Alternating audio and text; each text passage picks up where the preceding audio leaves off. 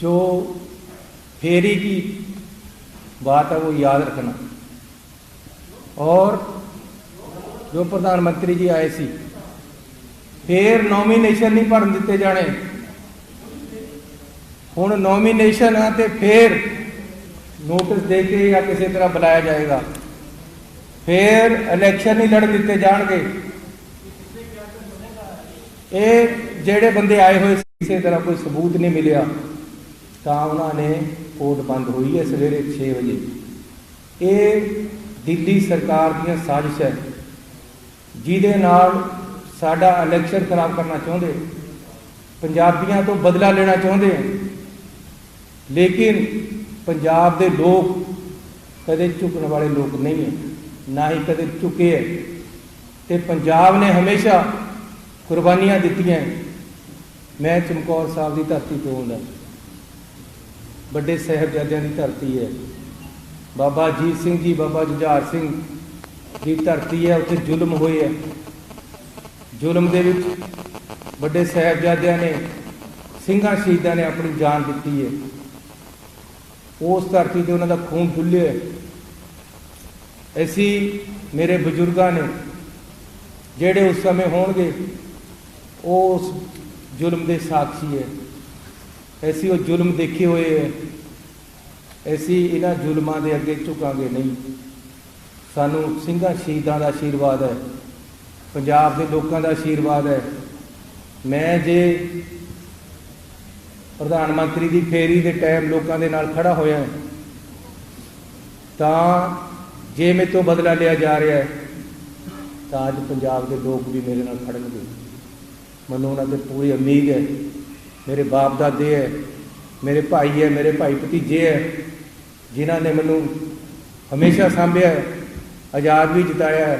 3 बार मैं जितया है, opposition leader बनया है, मंत्री बनया है। अज तक मेरे ते कोई दाग नहीं। लेकिन किसी तरीके दे नाल दागी करके यह इलैक्शन नूं विफल करना चाहते। अरे सारे जने आपस दे विच लड़े हुए है। तुसीं ये देखो कि केजरीवाल जी भी मेरे खिलाफ बोल रहे, जब उन्हों का भाणजा चुक्या सी, जब कह रहे थे बंडाटा, हुण साडे घर लग्या तो बंडाटा नहीं। मैं कहना जेड़ा बंदा परचे विच नहीं है, तुसीं उस नूं चक लिया, उसनूं इंटैरोगेट कर रहे हो, बाकी सारा कुछ तुसीं उहदे ते पा रहे हो। मैं कहना ठीक है, जो गलत है फांसी टंगो, पर मैनू फसाउण की कोशिश की।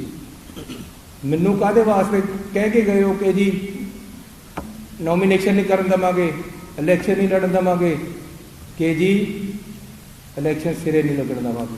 ये किहड़ी गेम है? पंजाब के लोग किस तरह बर्दाश्त करनगे? किन्ने साडे मंत्रियों नूं इस तरह दी धमकियां आ रही हैं। मैं इलैक्शन कमीशन नूं बेनती करना चाहुंदा कि जे फेयर एंड फेयर इलैक्शन करवाने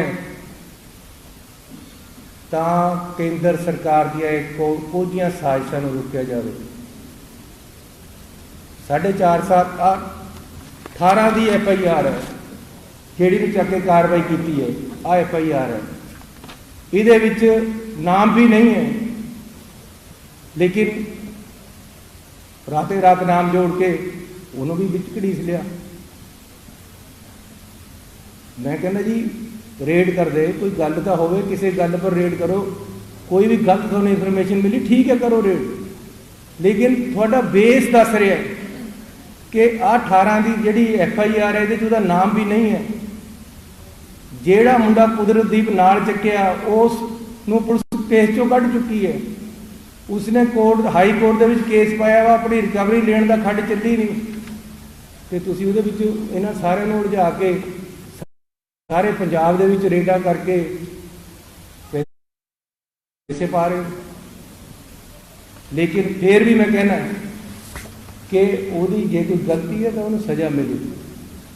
लेकिन अपनी कोझी साजिश के नाल कांग्रेस पार्टी का इलैक्शन बिठाने वास्ते, पुराने बदले लेने वास्ते, ये जी बदलाखोरी की नीति है वो सानू मंजूर नहीं है। और मैं साडा परिवार पंजाब के लोगों तो यही मंग करता है कि असी किसी तरह भी इन्हां कोरियां शासकां दे थल्ले झुकण नूं तैयार नहीं है। असी पंजाब के लोगों के नाल खड़े हैं, पंजाब के लोगों के नाल खड़े रहांगे। पंजाबीयत साडे खून विच है, पंजाबीयत साडा सुभाव है। असी कदे उच्ची नहीं बोलते। मैं हमेशा सुख मंगदा प्रधानमंत्री जी की, लेकिन इस तरीके के नाल सानू उलझाना, साडी लाइफ नूं खराब करना, साडी राजनीति नूं खराब करना। मैं कहना जी मैनू मार भी देण, मैं उहदे वास्ते भी तैयार है। ये तो परचा है, जद मर्जी चक के अंदर दे देण, मैनू कोई बहुता फर्क नहीं। मैं बाहर भी वह जिहा खाना खाना, अंदर जिहड़ा देना वो दे देण। लेकिन किसी तरह भी ऐसी ये नहीं है कि पंजाब के लोगों को पिट दिखा के पिछे हटांगे। पंजाब के लोगों के नाल खड़ांगे, मरांगे, लड़ांगे। हाँ जी।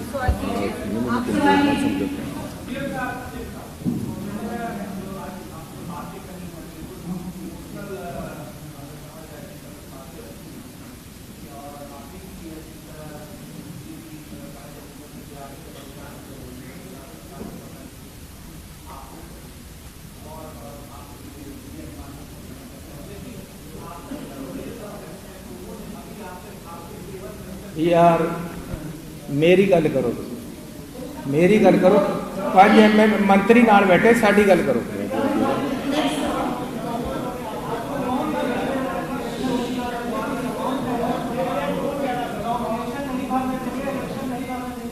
ये सारा कुछ कहा गया है इंटेरोगेशन वालों के ने। मुझे यही खबर मिली है कि उन्होंने सबसे पहले भी यहीं से बात शुरू की और ख़त्म भी यही करके गए कि किसी तरह भी ना इलेक्शन लड़ने देंगे किसी को। खाली मैं नहीं हूँ, कितने मंत्रियों को दबाया जा रहा है, कितने मंत्रियों के पीछे पड़े हुए हैं। पंजाब में हर कोशिश की जा रही है कांग्रेस का इलेक्शन विफल करने की। मेरी बात सुनो, आज तक बीजेपी में कोई आम आदमी से गया? हमारे आदमियों को बाजू मरोड़ मरोड़ कर लाया जा रहा है ताकि आम आदमी जीते पंजाब में। ये मोदी की सोच है, ये बीजेपी की सोच है। आप देखो, आम आदमी को कोई कुछ नहीं कह रहा। पार्टी केजरीवाल जी का समझौता है, कोई कुछ नहीं कह रहा। पंजाब में खुलेआम इलेक्शन हो रहा है उनके लिए, हमारे लिए नहीं। हमें हर तरह से दबाने की कोशिश है।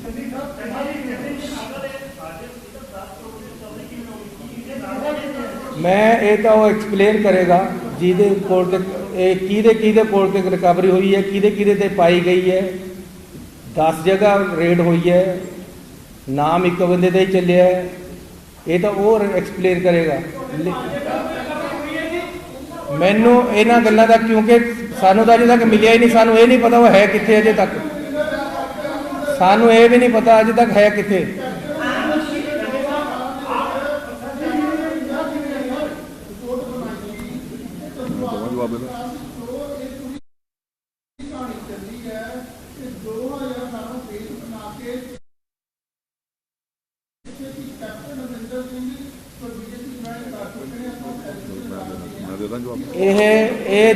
ਇਹ ਜਿਹੜਾ ਪਰਚਾ ਹੋਇਆ ਸੀ ਕੈਪਟਨ ਅਮਰਿੰਦਰ ਸਿੰਘ ਨੇ ਕੀਤਾ ਸੀ, ਇਹਦੇ ਵਿੱਚ ਵੀ ਕੁਝ ਨਹੀਂ ਸੀ ਮਿਲਿਆ।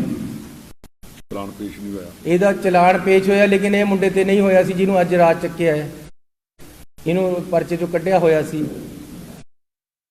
ਤੇ ਇਹ ਡੋਜ਼ਰ ਉਹਨਾਂ ਕਿਹਦੇ ਖਿਲਾਫ ਬਣਾਏ ਹੈ ਉਹ ਜਾਣਦੇ ਆ, ਉਹਨਾਂ ਨੇ ਕਿਹਦੇ ਖਿਲਾਫ ਦਿੱਤੇ ਉਹ ਜਾਣਦੇ ਆ। लेकिन ये इलेक्शन का टाइम है, क्यों 3 महीने में प्रधान मुख्यमंत्री रहा, जद कर लेते, जब इलेक्शन के नॉमिनेशन नेड़े आ गई, जद क्यों तुसी टाइमिंग देखो किस तरीके दे नाल परेशान करने नूं कीता जा रहा। देखो मेरी गल सुनो, इस सिस्टम दे विच रले हुए है सारे कांग्रेस नूं, और इन्हां नूं लगदा कि यार ये गरीब आदमी दा मुंडा किस तरह मुख्यमंत्री बन गया है, किस तरह आम लोग अगे आने लग गए। ये बड़े घर तो कारा गरीब लोगों के घर क्यों जान लग गई। असली तकलीफ ये है। और इस तकलीफ ਨੂੰ ਉਹ नहीं चाहते कि कोई भी मिडिल क्लास का कोई भी गरीब बंदा अगे आ जाए।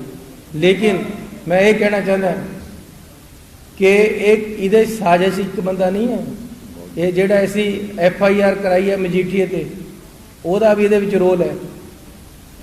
ਇਹਦੇ 'ਚ कैप्टन अमरिंदर सिंह भी है।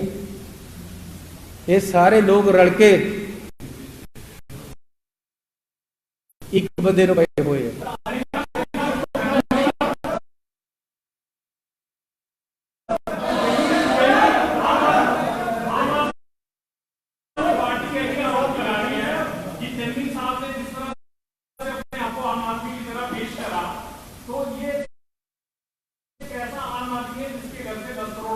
मेरे घर से नहीं मिला भैया, सुन लो, मेरे घर से नहीं। आप मेरे घर से क्यों कह रहे हो?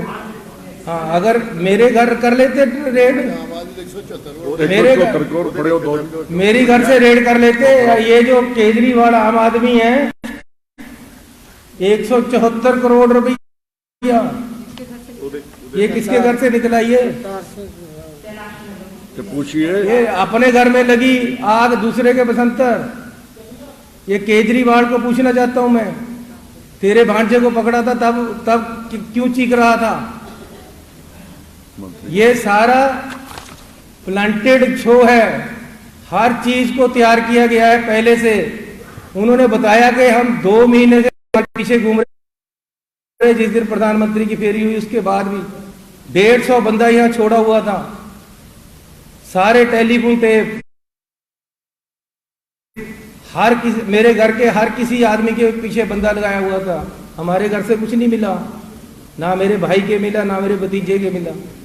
ये जो है सारी गेम है, इसमें हमारी सरकार आएगी।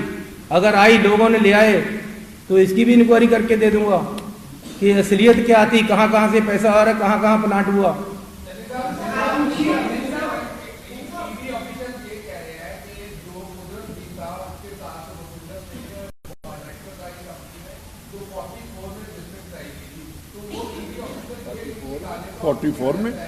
अरे मेरी बात सुनो, इमिग्रेशन की उसमें वो पार्टनर बाद में बना।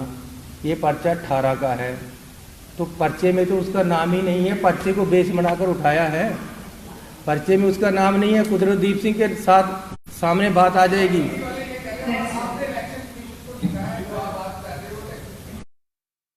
हम लिखेंगे, अभी तो बात उन्होंने शुरू की है।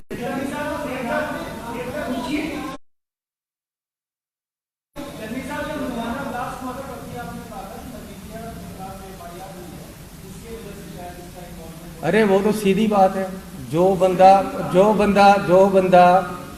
वहाँ जिसकी डेथ हुई ब्लास्ट में, वो एक पुलिसकर्मी था निकाला हुआ और नशे के केस में अंदर था। मैंने यही कहा कि नशों का इससे साथ जुड़ते हैं, क्योंकि नशों के केस में अंदर था जो मरा वहाँ।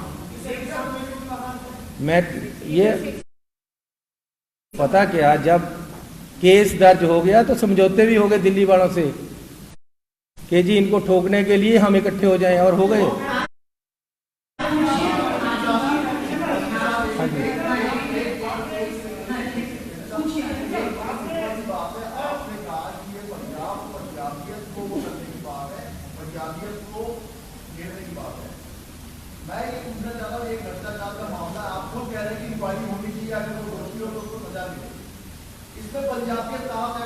अरे भैया, इसका बेस सुनो क्या है।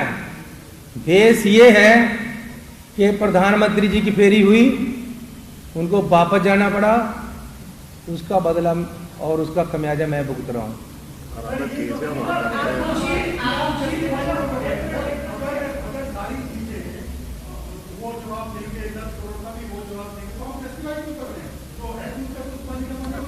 मैं तो कह ही रहा हूँ, मेरी बात सुनो। लेकिन ये मुझे फंसाने की साजिश है, ये उसको फंसाने की साजिश। उसको फंसाना तो रात अंदर करते ना, अगर उसके पास पैसा बढ़। मेरे तक बात नहीं पहुंची तो कुछ नहीं किया। हाँ जी बाजवा साहब, ऐसी पब्लिक ਦੇ ਵਿੱਚ ਜਾ ਹੀ ਰਹੇ ਹੈ, ਇਲੈਕਸ਼ਨ ਹੋ ਰਿਹਾ ਹੈ। ਲੇਕਿਨ ऐसी पब्लिक ਦੇ ਵਿੱਚ ਤੁਹਾਡੇ ਮਾਧਿਅਮ ਨਾਲ ਤੁਹਾਨੂੰ ਦੱਸਣਾ ਚਾਹੁੰਦੇ ਹਾਂ ਕਿ ਇਹ ਧੱਕਾ ਹੋ ਰਿਹਾ ਹੈ, ਇਹ